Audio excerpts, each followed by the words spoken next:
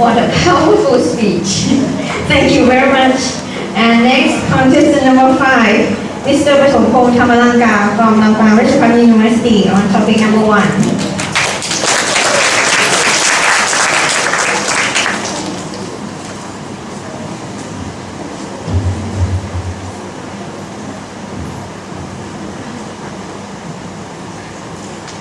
Ladies and gentlemen, it is a great honor for me, Pasompong Thamalanka, from Lampang Ratchathani University, to be here to speak about what, if anything, governments should do to address wealth inequalities in society.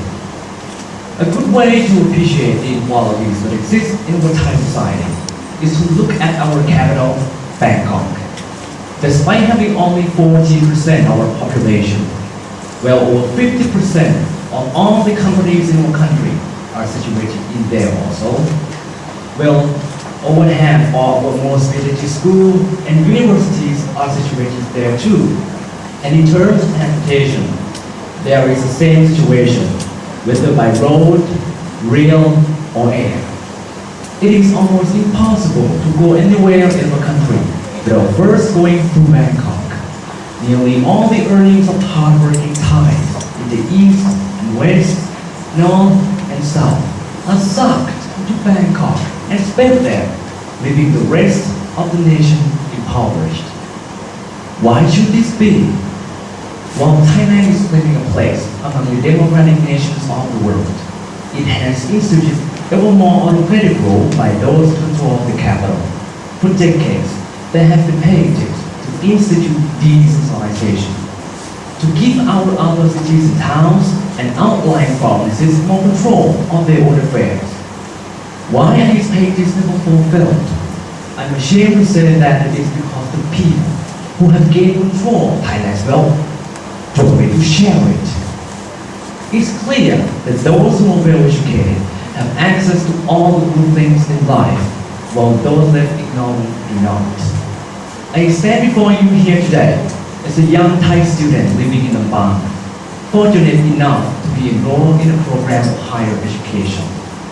I witness yearly the gaps in our society between those who have and those who don't, between those with prospect for the future and those without. I see also the gaps in how our natural resources are spent for civic development, for education, for health and human services. And it is more sad to see how we in the provinces are left dependent on handouts bestowed by our supposedly benign superiors in the capital. In order the spirit of civic participation, which is the critical component of any democracy.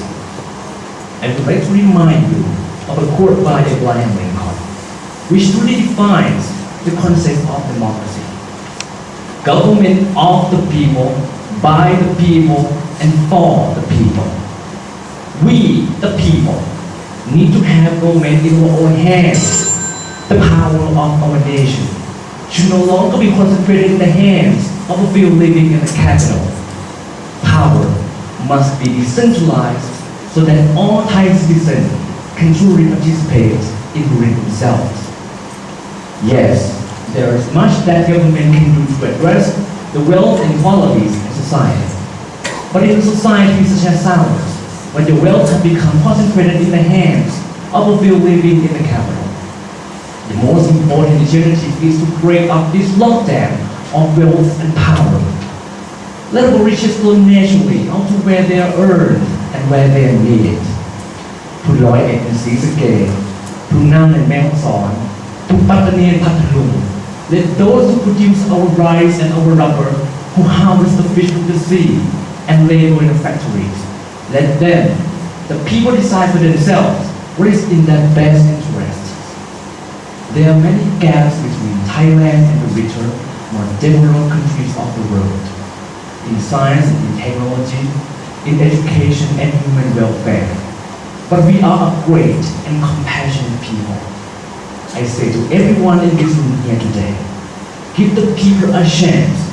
Give them back the resources their hard work has earned. Let them invest in the development of their hometowns and home provinces. In this way, all Thai people will truly benefit.